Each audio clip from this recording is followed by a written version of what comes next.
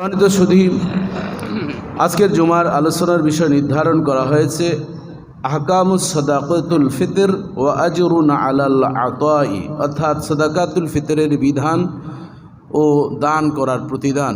এ বিষয় নিয়ে আমরা কথা বলবো। এই টপিকটাকে কয়েকটি পয়েন্টে সাজিয়েছি, পয়েন্টগুলো বলেই আমরা মূল আলোচনা করব। দান করার গুরুত্ব, তাৎপর্য, সাহাবায়ে কেরামদের দানের দৃষ্টান্ত কেমন ছিল, রাসূলুল্লাহ সাল্লাল্লাহু আলাইহি ওয়াসাল্লাম কীভাবে দান করতেন, সাদাকাতুল ফিতরের বিধান, কখন কিভাবে কাকে আদায় আমরা করব, এই বিষয় নিয়ে আমরা ধীরে ধীরে কথা বলব। রব্বুল আলামিন পবিত্র কুরআনুল কারীমে বিভিন্নভাবে এই দানের বিষয়ে উদ্বুদ্ধ করেছেন। কখনো সেটা যাকাত শব্দ ব্যবহার করেছেন, কখনো সেটা ইনফাক শব্দ ব্যবহার করেছেন, কখনো বা সেটা সাদাকা হিসেবে ব্যবহার করেছেন। কোরআনের নামাজের কথা যেমনিভাবে ৮০-র ঊর্ধ্ব আমরা বলি ৮২ বার, ৮২-রও অধিক আমরা খুঁজে পাই, তেমনিভাবে রব্বুল আলামিন এই দান করার কথাও ৮২ বারের অধিক রব্বুল আলামিন কুরআনুল কারীমে ইরশাদ করেছেন। তো এই যে দান করার বিষয় নিয়ে আমরা কথা বলতে গেলে শুরুতেই দেখব যে ইনফাক, মুমিনের কতগুলো গুণ রয়েছে। এই মুমিনের ৫টি গুণের মধ্যে আল্লাহ সুবহানাহু ওয়া তাআলা এই ইনফাক শব্দটা, দান শব্দটা ব্যবহার করেছেন। দেখুন, আমরা যখনই সূরাতুল বাকারার ৩ এবং ৪ নম্বর আয়াত তেলাওয়াত করি, ওই আয়াতের মধ্যে আমরা দেখতে পাই আল্লাহ সুবহানাহু ওয়া তাআলা মুমিনের গুণাবলীর বর্ণনা করছেন। বর্ণনা করতে গিয়েই মুমিনের গুণাবলীর ৩য় নম্বর গুণটা বলছেন যে যারা দান করে, তাদের যে অর্থ দেওয়া হয়েছে, আমি তাদেরকে যে অর্থ দিয়েছি, এই অর্থটা নিজেরা স্ট্রাগল করে এই অর্থ কামাই করেছে, কিন্তু এ থেকে যারা দান করে সে মুমিনের অন্তর্ভুক্ত হবে, মুত্তাকি সে হবে। এই জন্য আল্লাহ তাআলা বলছেন আল্লাযীনা ইউমিনুনা বিল গায়বি ওয়া ইউকিমুনাস সালাতা ওয়া মিম্মা রাযাকনাহুম ইউনফিকুন والذين يؤمنون بما أنزل إليك وما أنزل من قبلك وبالآخرة هم يوقنون।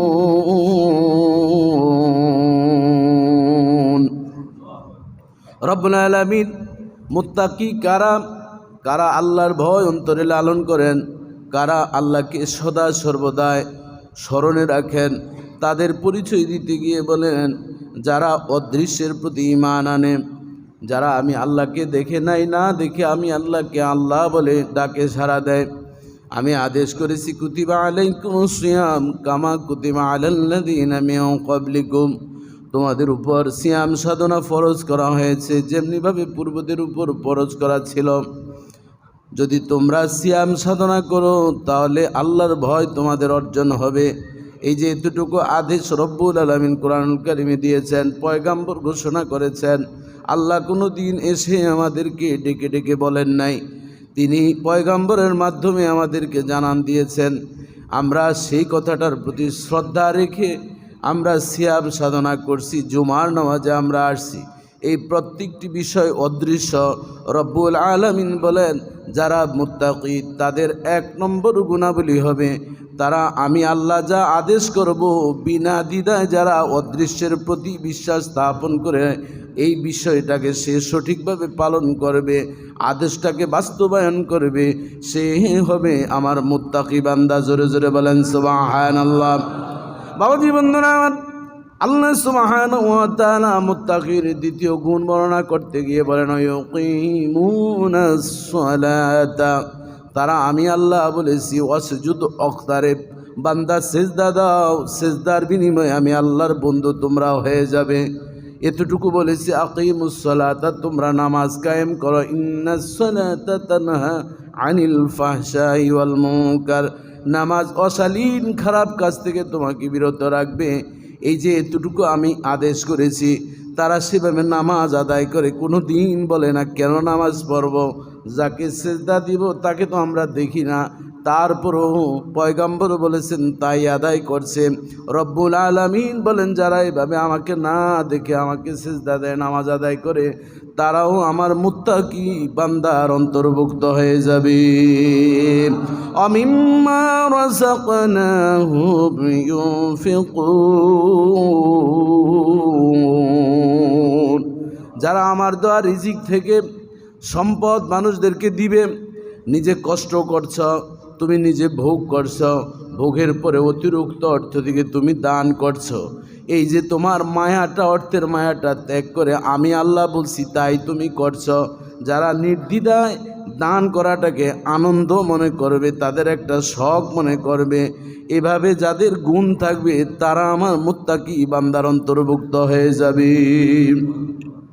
৭০ নম্বর বলছেন, ওয়াল্লাযীনা ইউমিনুনা বিমা উনজিলা ইলাইকা ওয়া মা উনজিলা মিন ক্বাবলিক, যেই কোরআন আমাদের উপর অবতীর্ণ হয়েছে অথবা এর পূর্বে তাওরাত, ইনজিল, জবুর 100 সহিফা নাজিল হয়েছে, সেই কিতাবের উপর কোনো কিল ও কল ছাড়া, প্রশ্ন করা ছাড়া, এমনিতেই সে বিশ্বাস স্থাপন করে আসমানি কিতাব সহিফার উপর বিশ্বাস স্থাপন করবে।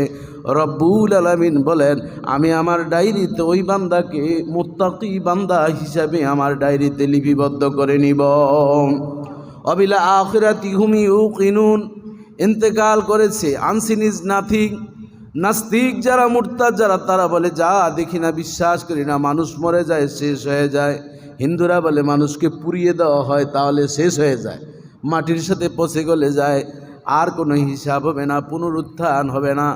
রব্বুল আলামিন বলছেন, যারা আমার ইমানদার বান্দা, বিল আখিরাতি হুম ইউকিনুন, পরকালের জীবনের প্রতি বিশ্বাস যারা নির্দ্বিধায় বিশ্বাস স্থাপন করবে, আমি রব্বুল আলামিন তাদেরকে মুত্তাকি বান্দা হিসাবে আমার ডায়েরিতে নামটা লিপিবদ্ধ করে নিব। তাহলে মুত্তাকি হওয়ার জন্য কয়টা গুণ? 5টা গুণ। 1 নম্বর কি? বিল গায়ব, অদৃশ্যের প্রতি কী করতে হবে? বিশ্বাস স্থাপন করতে হবে। আপনি দেখুন, এই অদৃশ্যের প্রতি বিশ্বাস স্থাপন করা আর না করা নিয়ে কেউ বা আস্তিক, কেউ বা নাস্তিক হয়েছে, বেঈমান হয়েছে। যারা বলে যে আনসিন ইজ নাথিং, যা দেখি না আমরা বিশ্বাস করি না, আমরা তো বাতাসও দেখি না, তাহলে বাতাস কীভাবে বিশ্বাস করব? বাতাসের কালার কি আমরা বুঝি? আমার বাবা আমাকে জন্ম দিয়েছে, সেটা কি আমি দেখছি? তাহলে কি আমি আমার বাবাকে বিশ্বাস করব না? আমার মা বলছেন তাই তো যথেষ্ট। এটা কোনো বাবা কোনো সন্তানকে জিজ্ঞাসা করে, মা আমি কি সত্যি আমার বাবা জন্ম দিয়েছে, এই ধরনের কি সন্তান পাওয়া যায়? তাহলে বোঝা যায় এই যে অদৃশ্যের প্রতি এমন কিছু জিনিস আছে সেন্সিটিভ, এটার প্রতি বিশ্বাস স্থাপন করার নামই হচ্ছে কি? ঈমান। এটি অত্যন্ত ভয়ানক বিষয়। এরপর নামাজ প্রতিষ্ঠা করা, রিজিক আল্লাহ রাব্বুল আলামিন দিয়েছেন, ওই রিজিক থেকে দান করা, এরপর আসমানি কিতাবের প্রতি বিশ্বাস স্থাপন করা, এরপর আখেরাতের প্রতি বিশ্বাস স্থাপন করা। এটি হচ্ছে মুমিনের গুণাবলী। তাহলে এই মুমিন মুত্তাকির গুণাবলীর ভিতরে 3য় নম্বর গুণটা হচ্ছে কি? দান করা। এখন আপনি কি দান করবেন, কতটুকু দান করবেন? যা আছে সবই দান করবেন, সে সম্পর্কে আমরা দেখি। রাসূলুল্লাহ সাল্লাল্লাহু আলাইহি সাল্লামকে একবার ওমর ইবনুন নূহ, ওনার নাম হচ্ছে আমর ইবনুন নূহ, রাসূল ইসলামের একজন সাহাবী, জিজ্ঞাসা করলেন, রাসূল গো, আমরা কতটুকু দান করব, কি থেকে আমরা দান করব, দানের পরিমাণটা কি? যখন এভাবে প্রশ্ন করলেন, তখন তিনি এভাবে প্রশ্ন করেছেন, হাদিসের অংশটা, মা নুনফিকু মিন আমওয়ালিনা ওয়া আইনা নুদঈহা, ইয়া রাসূলুল্লাহ, আমরা কি দান করব, কতটুকু দান করব, কাদেরকে দান করব, এই সম্পর্কে যদি একটু বলতেন। প্রশ্ন করতে যা দেরি, আমার পয়গম্বরের কষ্ট হবে। রব্বুল আলামিন আয়াত নাজিল করে দিলেন, وَيَسْأَلُونَكَ مَاذَا يُنْفِقُونَ قُلِ الْعَفْوَ।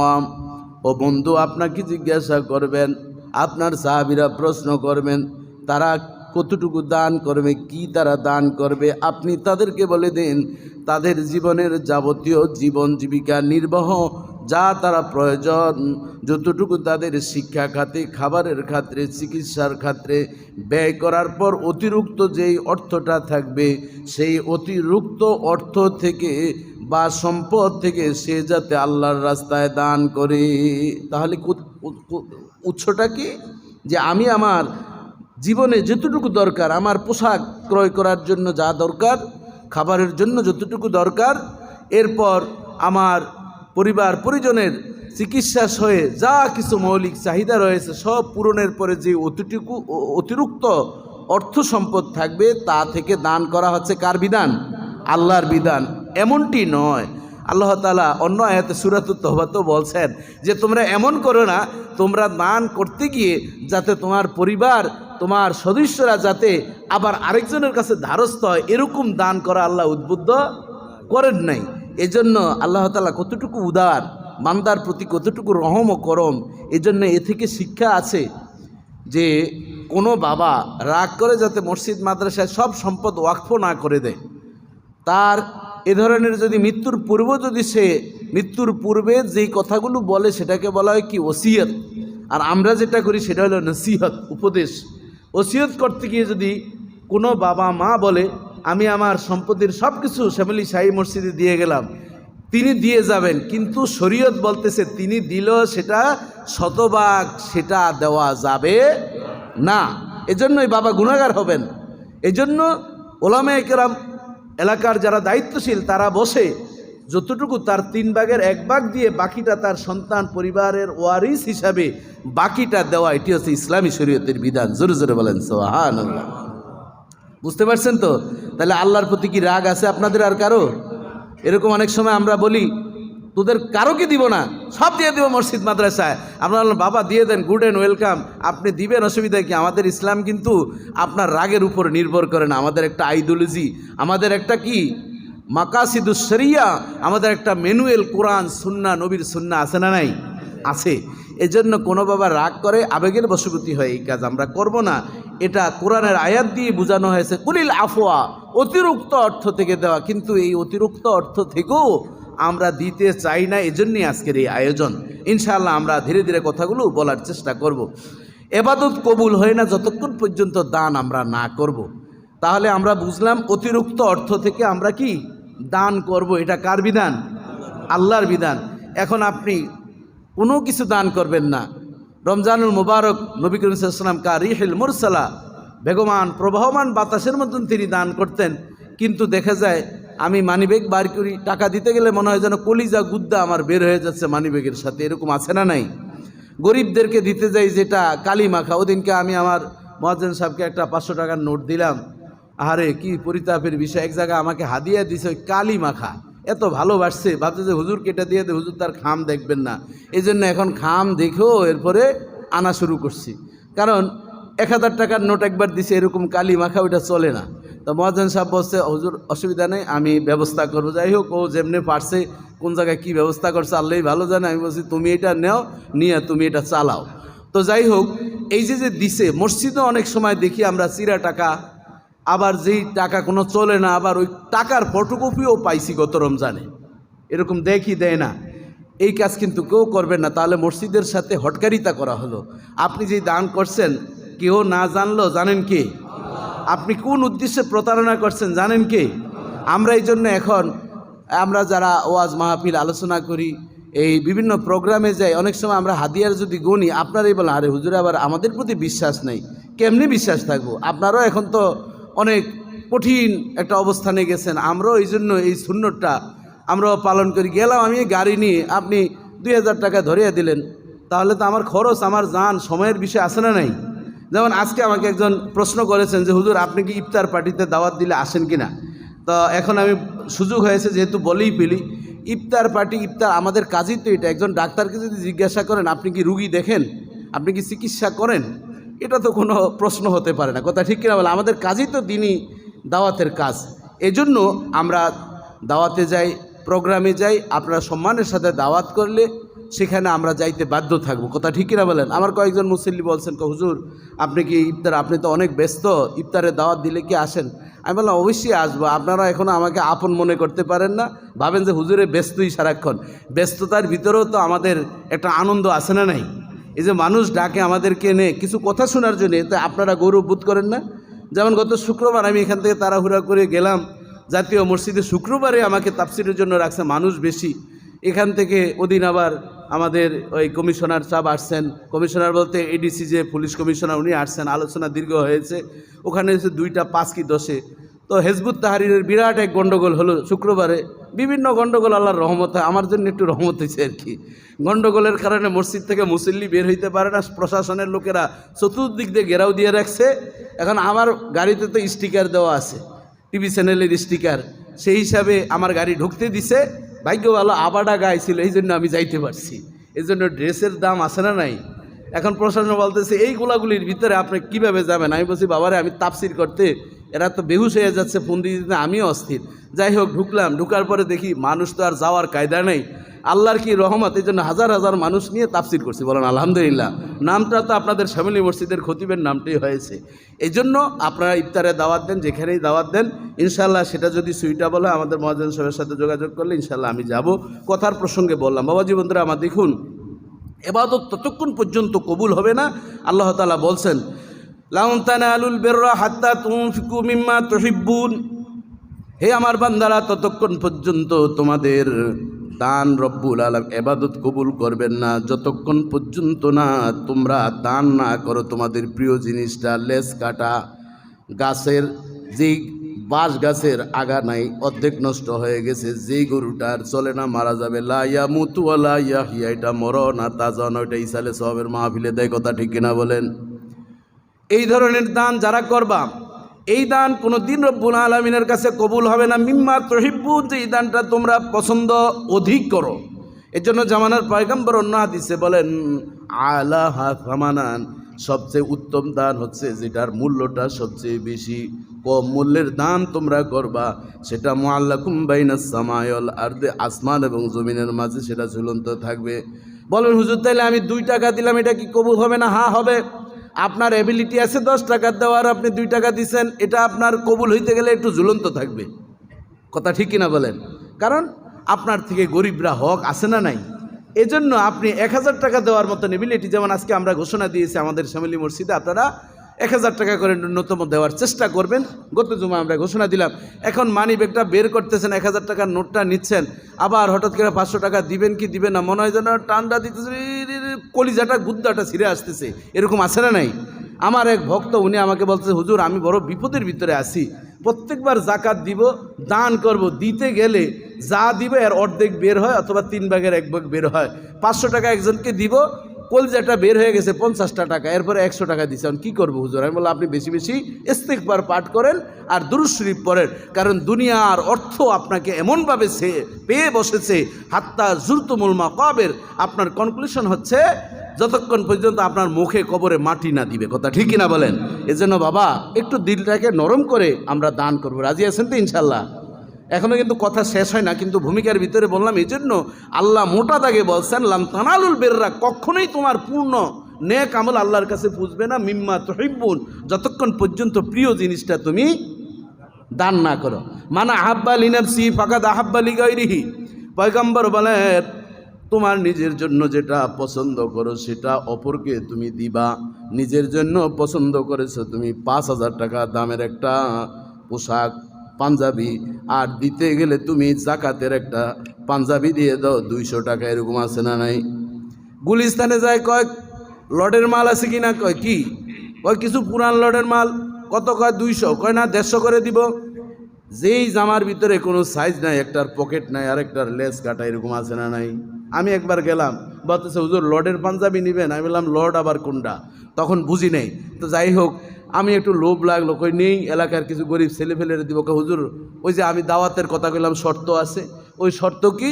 কয় কোনোটার পকেট থাকে না, কোনোটার পকেট ছিদ্র, কোনোটার গার এদিকে ঝুলে আছে, এরকম নানান জাতের আছে, এটা মিলিয়ে আপনার নিতে। আমি কই দো চাই মাফও চাই, যারে দিব সে তো একটাই পাইছে, সে গায়ে দিতে গেলে দেখে তার এই পর্যন্ত নেমে গেছে, তারও তো বউ বা তার মা তার ভাই বোন আছে না নাই? রিক্সাওয়ালার তো বউ নাই, তাই না? আছে? এটা কেমন কথা? এখন রিক্সাওয়ালারা আমরা অনেক সময় যেই ধমক দিই মনে হয় যেন এদের কোনো ইজ্জত নাই। কাজের খেলা আমার ঘরের মনে হয় যেন তার জামাইও নাই বাচ্চাও নাই, এরা হলো মশা অথবা মাসি। আপনি ভাববেন তাকে দেওয়ার সময় খেয়াল করতে হবে। একজন রিক্সাওয়ালারও মেয়ে আছে, ওই মেয়ের কাছে বাবা হচ্ছেন একজন রাজা, কথা ঠিক কিনা বলেন? এই জন্য ওই বিষয়গুলো খেয়াল করে আপনারা দান করবেন। বাবাজি বন্ধুরা আমার, যখন এই কোরআনের আয়াত নাজিল হয়ে গেল, আনাস ইবনে মালিক রাদিয়াল্লাহু তাআলা বলেন জামানার পয়গম্বরের একজন সাহাবী ছিল আবু তালহা আনসারী রাদিয়াল্লাহু তাআলা আনহু। জামানার পয়গম্বরের কাছে এসে বলেন, ইয়া রাসূলুল্লাহ, ইয়া হাবিবাল্লাহ, মসজিদে নববীর পাশেই আমার যে খেজুরের বাগানটায়, এই খেজুরের বাগানে সবচেয়ে বেশি আজোয়া খেজুর হয়। আজোয়া খেজুরটার দাম কম না বেশি? এই আজোয়া খেজুরের বাগানটা আমি দিতে যাচ্ছি। আর এই বাগানে আপনি প্রায় সময় রোদের সময় এসে বিশ্রাম নেন, খেজুর কাঁচা পাকা মাঝারি এবং শুকনা খেজুর আপনি খেয়ে থাকেন। আপনি এই বাগানটাকে দেখেছি খুব বেশি পছন্দ করেন নবী গো, আমি আমার এই গোটা বাগানটা ইসলামের জন্য ওয়াকফ করে দিলাম। জামানার পয়গম্বর অবাক হয়ে গেলেন, ও আবু তালহা, তোমার এটি সবচেয়ে শ্রেষ্ঠ বাগানের চেয়ে ছোট্ট কোনো বাগান আছে কিনা? বলতেছি, ইয়া রাসূলুল্লাহ, যেহেতু আল্লাহ বললেন তানালুল বিররা হাত্তা তুনফিকু মিম্মা তুহিব্বুন, তোমার প্রিয় জিনিসটা যতক্ষণ পর্যন্ত না দিবে ততক্ষণ রব্বুল আলামিন তোমার কোনো নেক আমল কবুল করবে না। কাজে আমি আমার এই খেজুরের বাগানটা আল্লাহর রাস্তায় আমি কোরবান করে দিলাম। যায়েদ ইবনে হারেসা রাদিয়াল্লাহু তাআলা আনহু নবীর পাশেই ছিলেন। তিনি দৌড়িয়ে চলে গেলেন, গিয়ে তার লাল একটা উট ছিল, লাল একটা ঘোড়া ছিল, ওই অশ্বটা নবীর কাছে নিয়ে এসে বললেন, ইয়া রাসূলুল্লাহ, ইয়া হাবিবাল্লাহ, যুদ্ধের ময়দানে বা বিভিন্ন জায়গায় গেলে এটা আমি বাহন হিসেবে ব্যবহার করি। আমি এই ঘোড়াটাকে আমি ইসলামের জন্য, যুদ্ধের জন্য উপহার দিয়ে দিলাম। জামানার পয়গম্বর যায়েদ ইবনে হারেসার অবস্থা জানেন কি জানেন না? কারণ একসময়ের পালক পুত্র ছিল, বাবা মা ছেড়ে চলে এসেছেন, নবীর ঘরে খাবার হলে খান, না হলে বসে থাকেন। ওই অবস্থায় ছোট্ট একটা পরিবার নিয়ে তিনি চলছেন, ছোট রুজি রোজগারের মানুষ তিনি ছিলেন। তিনি যখন দিয়ে দিলেন, জামানার পয়গম্বর বলেন, আমি পেয়ে গেলাম, খুশি হয়ে গেলাম। এরপর তার সন্তান ওসামাকে ডাক দিয়ে বলছেন, ও ওসামা, তাল হুনা আসো। ওসামা যখন নবী পয়গম্বরের কাছে এসে বললেন, নানা ভাই, কি জন্য আপনি ডেকেছেন? বলে, যাও, আমি তোমাকে এই ঘোড়াটা তোমাকে আমি উপহার দিয়ে দিলাম। জোরে জোরে বলেন সুবহানাল্লাহ। যায়েদ ইবনে হারেসা বলতেছেন, ইয়া রাসূলুল্লাহ, ইয়া হাবিবাল্লাহ, ইসলামের জন্য আমি আমার পছন্দের জিনিসটা দিলাম, আপনি আবার আমার ছেলেকে ডাক দিয়ে দিলেন। বললেন, ও যায়েদ ইবনে হারেসা, তুমি দান করেছো, রব্বুল আলামিন অনেক খুশি হয়েছেন। আমি আবার তোমার অবস্থা বুঝে আমি তোমাকে এটা হাদিয়া হিসাবে তোমার সন্তানকে দান করে দিলাম। এক সাহাবী দানের ওয়াজ শুনে উনি নিয়ে আসছেন পয়গম্বরের কাছে কিছু দান করার জন্য। যখন নিয়ে আসছেন, জামানার পয়গম্বর বলছেন, ও আল্লাহর বান্দা, তুমি যে দান করার জন্য নিয়ে আসো, তোমার কাছে কি আছে? কই, ইয়া রাসূলুল্লাহ, যা ছিল আমি তাই নিয়ে আসছি। কয়, তোমার এলাকায় গরিব কি কেউ আছে? কয়, ইয়া রাসূলুল্লাহ, আমার এলাকায় কোনো গরিবের লিস্ট যদি করা হয়, 1 নম্বরে আমার নাম, সবাই আমাকে দেয়। কাজেই আমি আমার যা ছিল নিয়ে আসছি। রাসূলুল্লাহ সাল্লাল্লাহু আলাইহি ওয়াসাল্লাম বললেন, আমি পেলাম, হাদিয়া হিসাবে পেলাম, এটা আমার জন্য তুমি হাদিয়া দিয়েছো, আর আমিও তোমাকে আবার হাদিয়া হিসাবে দিয়েছি, তোমার পরিবার বাচ্চাদেরকে নিয়ে তুমি খাওয়া দাওয়া করো। বাবা জীবনদার, আমার এই হাদিসগুলো শোনার জন্য মন নিয়ে বসতে হবে। রাসূলুল্লাহ সাল্লাল্লাহু আলাইহি ওয়াসাল্লাম কীভাবে আদর্শ শিক্ষা দিয়েছেন। এবার আসুন, রাসূলুল্লাহ সাল্লাল্লাহু আলাইহি ওয়াসাল্লাম একবার তাবুকের যুদ্ধের জন্য ঘোষণা দিলেন। হঠাৎ করে তাবুকের যুদ্ধের দামামা যখন বেজে উঠল, হিরাক্লিয়াস 1 লক্ষ সৈন্য নিয়ে আসছেন। জামানার পয়গম্বর ঘোষণা দিলেন, তাবুকের যুদ্ধে আমাদের জয়লাভ করতে হবে। হুনাইনের যুদ্ধে জয়লাভ হয়েছে, তাবুকের যুদ্ধে হিরাক্লিয়াস যেহেতু আসতেছে, এটার প্রতিহত করা অত্যন্ত প্রয়োজন।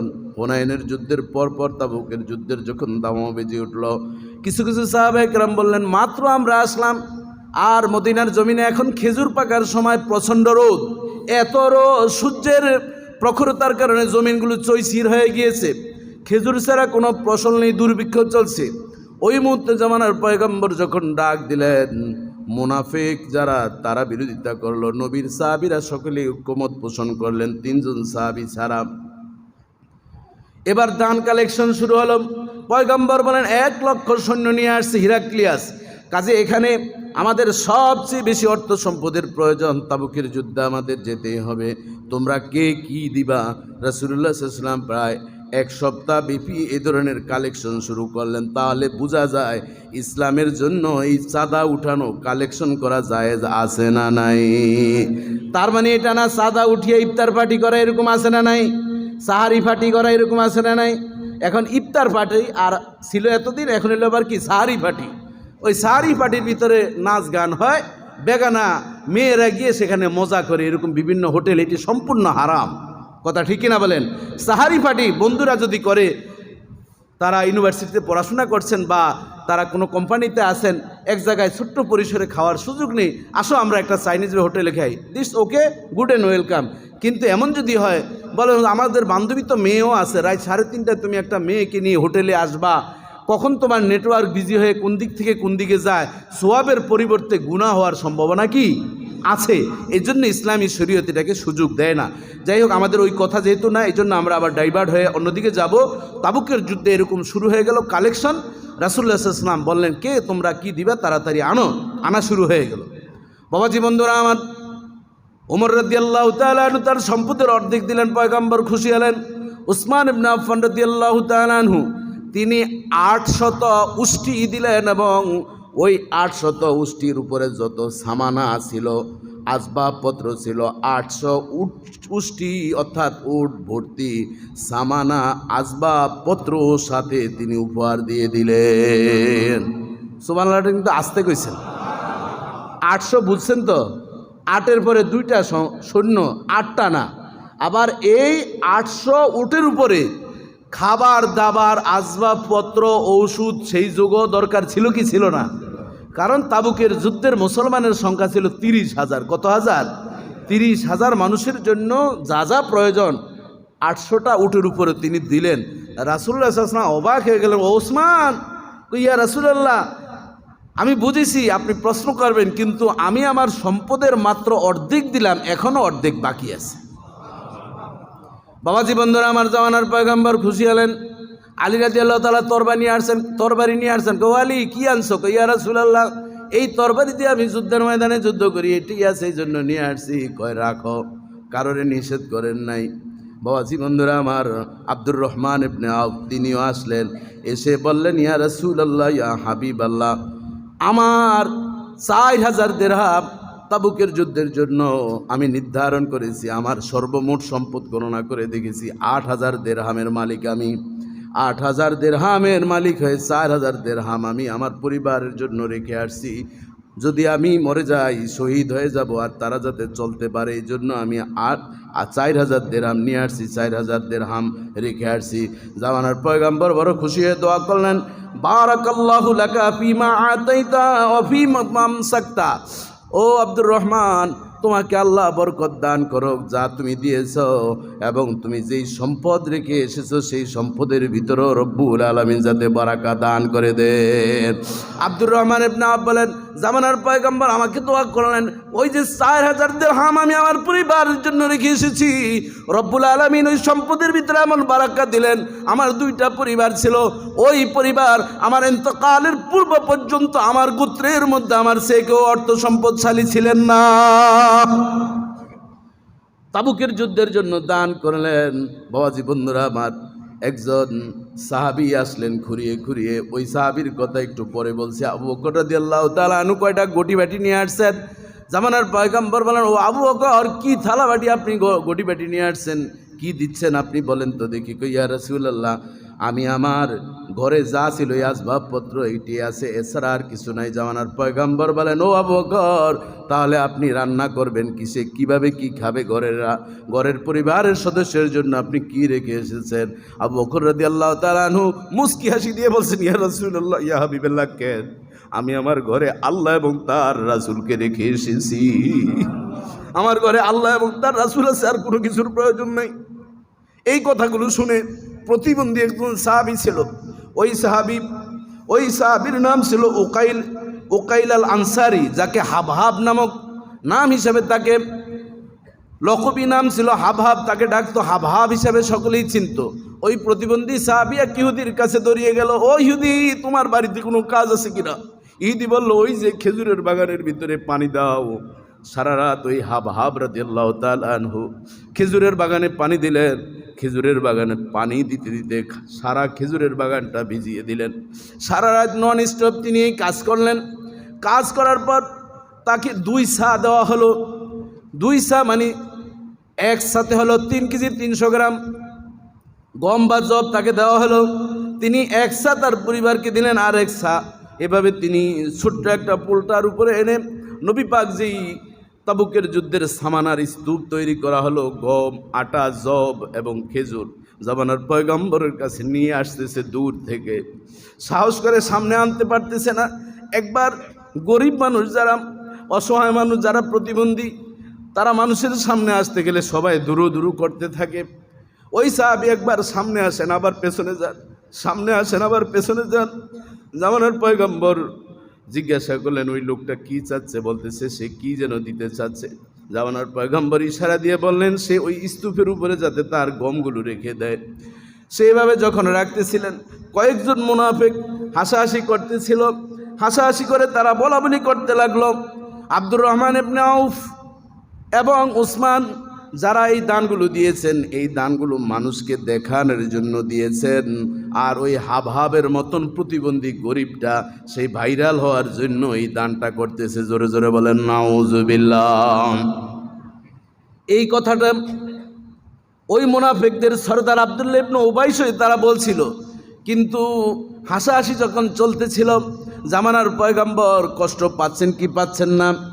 কারণ আমার নবী হারিসুন আলাইকুম বিল মুমিনিনা রাউফুর রহিম।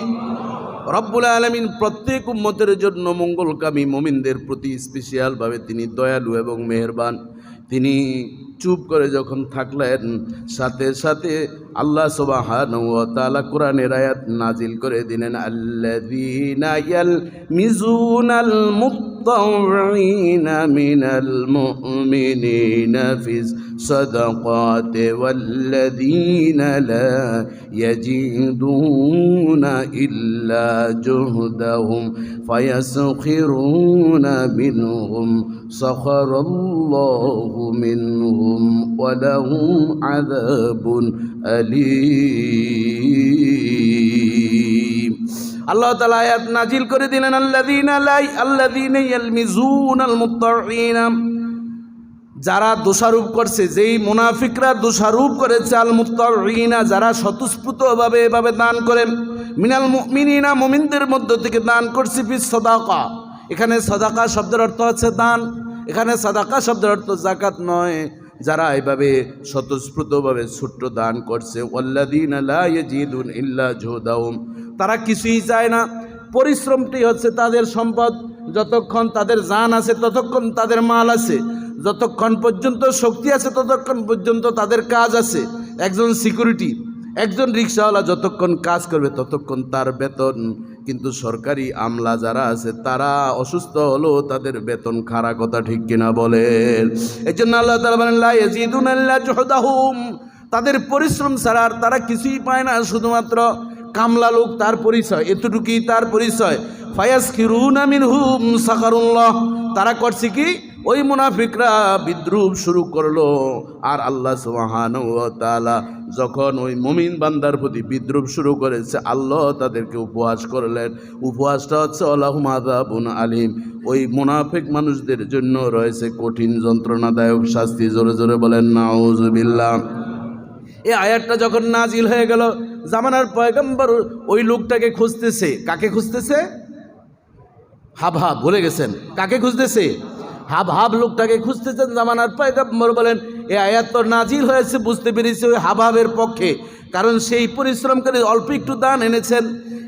ওই দানটা যখন দান করতেছিল, বলতেছে লোক ভাইরাল হওয়ার জন্য সে দান করতেছে। এই দান করে কি লাভ হবে তাবুকের যুদ্ধে? রব্বুল আলামিন বলতেছেন, মুত্তাওয়িনা মিনাল মুমিনিনা, মুমিনদের মধ্য থেকে ছোট্ট দানও যদি কেউ স্বতঃস্ফূর্ত করে থাকে, সেটা লক্ষ কোটি টাকার দানের চেয়ে রব্বুল আলামিনের কাছে অধিক উত্তম। রাসূলুল্লাহ সাল্লাল্লাহু আলাইহি ওয়াসাল্লাম ওই সাহাবীকে খুঁজলেন, খুঁজে বের করে বললেন, ওই সাহাবীকে যে অল্প একটু দান করেছে তারে ডেকে নিয়ে আসো।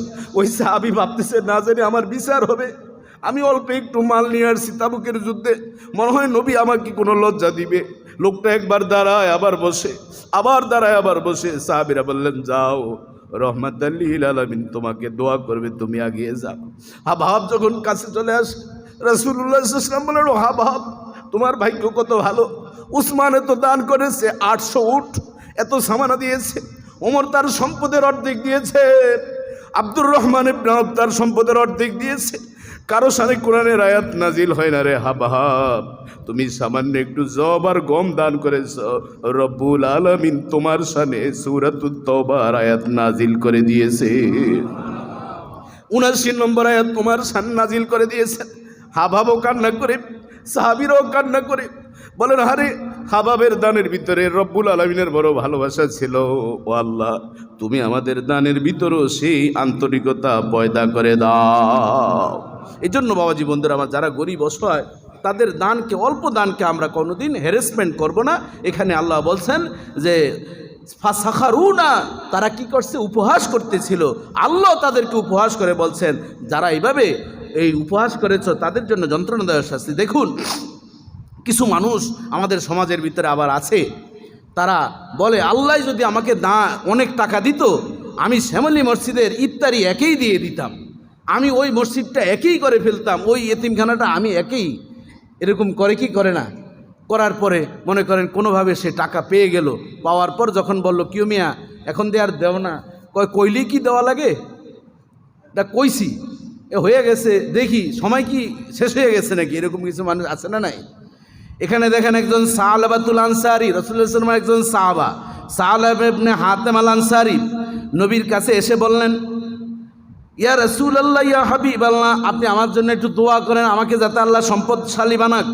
রাসূলুল্লাহ সাল্লাল্লাহু আলাইহি ওয়াসাল্লাম বলেন, আমালাকা ফি রাসূলিল্লাহ উসওয়াতুন হাসানাহ আল্লাযী নাফসি বিয়াদি লাউ আরাদতু আন তুসীরাল জিবালা মাই যাহাবান লাসারাত। ও সালাবা, তুমি কি আমি নবীর আদর্শটা কি তোমার ভালো লাগে না? আমি নবী যেভাবে চলছি, অল্প সম্পদ দিয়ে তুষ্টি থেকে চলছি, এটা কি তোমার ভালো লাগে না? ওই আল্লাহর কসম করে বলছি, যেই আল্লাহর হাতে আমার প্রাণ, আমি যদি ইচ্ছা করতাম মদিনার পাহাড়গুলোকে রব্বুল আলামিন স্বর্ণের পাহাড় বানিয়ে আমার সাথে সাথে ঘুরাতেন, আমি যেখানে যেতাম মদিনার পাহাড়গুলো স্বর্ণের পাহাড় হয়ে আমার সাথে পিস পিস ঘুরত। সুবহানাল্লাহ বলবেন না? যে আমি যদি চাইতাম মদিনার পাহাড়গুলো কি হয়ে যেত? স্বর্ণ হইতো। আর আমি যেখানে যাইতাম আমার প্রয়োজনে স্বর্ণের চাকা নিতাম আর কি খরচ করতাম। সাহাবাতুল আনসার একটু শরম পেয়ে কী করলেন? চলে গেছেন। যাওয়ার পর ওই যে যাদের খাম গ্রুপ আছে না নাই, নফসে খাউয়ামা যেটাকে বলে, এই নফসে খাউয়ামার যন্ত্রণা তার ভিতরে যখন অধিক হয়ে গেল, আবার কয়েকদিন পরে এসে বললেন, ইয়া রাসূলুল্লাহ, ইয়া হাবিবাল্লাহ, যাই হোক নবী আমার একটু বড় লোক হওয়ার জন্য দোয়া করেন। এই নেশা আছে না নাই? হ্যাঁ, দেখেন না ইটালিতে যায় অনেকে, নৌকা দিয়ে যায় ইটালিতে, কত জাহাজ ডুবে মারা গেছে, নৌকা ডুবে, জাহাজ বলছি ভুল, ছোট্টখাটো কোষা দিয়ে যায় ইউরোপ কান্ট্রিতে বড় লোক হওয়ার জন্য। আবার বক্সের ভিতরে অক্সিজেন ঢুকিয়ে এরপরে ট্রাকের নিচে, মালের নিচে যায়। ও কোথায় খায় আর কোথায় প্রস্রাব পায়খানা করে আমি বুঝি না। আমি একদিন শুয়ে শুয়ে এই চিন্তা করতেছিলাম, আমার এক ভক্ত সে ওই রাস্তায় গিয়ে আমার কাছে দোয়া চাইতে আছে। আমি চিন্তা করতে গিয়ে যে আমার হার্টবিট হঠাৎ করে বাড়ি শুরু হয়েছে, আমি উঠে এরপরে কতক্ষণ টুয়াস কেটে পানি পান করলাম। আমার মানে ভাবলাম যে অক্সিজেন দিয়ে রাখছে ওরে বাক্সার ভিতরে, ও অক্সিজেনের তার যদি কোনো কারণে ছুটে যায় তখন তো ওর জানাজার নামাজ কে পড়াবে? ওখানেই তো কাম শেষ। কথা ঠিক কিনা বলেন বাবাজি বন্ধুরা? অথবা কোনো জ্যামে পড়লো বা যে কোনো দুর্ঘটনায় ঘটলো, ওই সাহাবা যখন এইভাবে বারবার নবীজিকে বিরক্ত করতেছিল, আল্লাহ রাসূল আল্লাহুম্মা রযুক সাহাবাতুন মালান, ও আল্লাহ আমার সাহাবারে তুমি সম্পদ দিয়া দাও। নবীজির দোয়া কি আমগো মতন বারবার করা লাগে? আপনারা স্লিপ দিলে একটা টাক করে থাকেন, হুজুরে আমার নামটা কইছে কিনা, না কইলে পরে ধর্ম। আমার আগের মসজিদে আমি একজনের ঢাকা মেডিকেল কলেজ এক ডাক্তারের নামটা বলি নাই, উনি এসে মুয়াজ্জিনের হুজুরের হাদিয়া দেই না দেখা আমার নামটা হুজুরে বলে নাই। আমি তো মোটামুটি কামটা তো বুড়া হইনি, আমি শুনছি। আমি বললাম, ডাক্তার সাহেব নামটা 10-12 জনের লিস্ট কয়টা মনে থাকবে, আগামী জুমে আপনার নামটা 1 নম্বরে বলবো, হাদিয়া দেন আর না দেন। তো যাই হোক উনি হাসতেছে, না হুজুর একটু রসিকতা করে বলছে। আমি কি যাক, রসিকতা যেমনিই বলছেন এরকম কিছু স্বভাবের মানুষ আছে না নাই? তো যাই হোক, এখন রাসূল সাল্লাল্লাহু আলাইহি ওয়াসাল্লাম যখন বললেন ঠিক আছে আল্লাহুম্মা রযুক সাহাবা মাল, আল্লাহ সাহাবারে তুমি মাল দিয়া দাও, এখন দোয়া করছে। আর সাহাবা বড় খুশি, যাই একটা ছাগল কিনছে, যে নবীজি যেহেতু দোয়া করছে কাম হয়ে গেছে। আহারে ছাগল কিনতে যা দেরি, 2-3 মাসের মাথায়, 6 মাসের মাথায় তার 2টা বাচ্চা হয়ে গেছে। হইতে হইতে 5-6 মাসের ভিতরে ওই সাহাবার যে বাড়ি ঘর ছিল এখন আর পঙ্গপালের মতন ছাগলের বাচ্চা, আর ছাগল বাড়তে বাড়তে বাড়তে বাড়তে এখন আর সে মদিনায় থাকার উপযোগী না। সাহাবীরা নবীজির কাছে এসে বলতেছে, ইয়া রাসূলুল্লাহ সাহাবারে কি দোয়া করছেন, এখন তার সে মদিনায় থাকতে পারতেছে, জোহর আর আসরের নামাজে আসে, কতদিন পরে সে জুমায় আসে, এক ওয়াক্ত নামাজেও আসে না, এরপরে ঈদের নামাজে আসা শুরু করছে, জুমাও টাইম পায় না। রাসূলুল্লাহ সাল্লাল্লাহু আলাইহি ওয়াসাল্লাম বছর খানিক পরে হঠাৎ করে বলছেন, এই সাহালাবার খবর কি তোমরা জানো? ইয়া রাসূলুল্লাহ, সে তো মদিনা ত্যাগ করে মরুভূমির ভিতরে গেছে, ছাগল সম্পদ এত হয়েছে, তার শত শত মানুষ তার এগুলা দেখাশোনা করে। রাসূলুল্লাহ সাল্লাল্লাহু আলাইহি ওয়াসাল্লাম তখন আফসোস করে বলছেন, আচ্ছা ঠিক আছে, এখন একটা কাজ করো, তোমরা যাও ওর কাছে গিয়ে কিছু জাকাতের সম্পদ কালেক্ট করো। রাসূলুল্লাহ সাল্লাল্লাহু আলাইহি ওয়াসাল্লাম একটা পত্র লিখে দিলেন, দেওয়ার পর বলতেছে, ও মুহাম্মদকে আমার কাছে জিজিয়া নেওয়ার জন্য এই চিঠিটা পাঠাইছে। জিজিয়া হচ্ছে মুসলিম দেশে অমুসলিমরা যখন থাকে একটা ট্যাক্স দেওয়া, আমরা যেমন দেই, এটাকে বলা হয় জিজিয়া। তো যাই হোক, রাসূলুল্লাহ সাল্লাল্লাহু আলাইহি ওয়াসাল্লাম এটা পাঠানোর পরে এইভাবে যখন সে কমেন্টস করলো, ওই বললো ঠিক আছে তোমরা পরে আইসো, আমি দেখি। আবার গেলেন ওই সাহাবীরা, যাওয়ার পর একই কথা বললো। রাসূলুল্লাহ সাল্লাল্লাহু আলাইহি ওয়াসাল্লামের কাছে গিয়ে যখন বললো, নবীজি বললেন, ইয়া ওয়াই সালাবা, ইয়া ওয়াই সালাবা, ইয়া ওয়াই সালা, আরে আফসোস সালাবার জন্য, ওর কপাল খারাপ, কপাল খারাপ। ও এবার নিজে নবীজির কাছে, নবীজি এই বদদোয়া করলেন। তখন সালাবা দৌড়িয়ে এসে বলেন, ইয়া রাসূলুল্লাহ, আমি আমার জাকাতের সব মালগুলো আমি দিতে চাচ্ছি, এই সম্পদের জ্বালায় আমার ঘুম নিদ্রা সব হারাম হয়েছে, মানুষ এখন আমাকে যা ভালোবাসতো এখন মানুষও আমারে ভালোবাসে না, আমি নাকি অনেক বখিল হয়ে গেছি, আমি ভুল করছি, আপনি একবার চিঠি দিয়েছিলেন, জাকাতটাও ঠিক মতন দেই নাই। আল্লাহ রাসূল বলছেন, আল্লাহ তাআলা আদেশ করে দিয়েছেন আমাকে সাহালাবার সম্পদ যাতে আমি আর গ্রহণ না করি। জোরে জোরে বলেন নাউজুবিল্লাহ। এখন সাহালাবা মানুষের কাছে যায়, মানুষও বলে তোমার সম্পদ নেওয়া যাবে না, নবীজি যেহেতু নেয় না। এখন সাহালাবা সব কিছু ছেড়ে রাস্তায় রাস্তায় ঘুরে, পরবর্তীতে তার এই সম্পদের কারণে তার মৃত্যু হয়েছে। এই সম্পদ অধিক হলে যন্ত্রণা আছে না নাই? সম্পদ কম থাকবে, আল্লাহর কাছে আমরা চাইবো। সম্মানিত সুধী, আর অনেকগুলো আলোচনা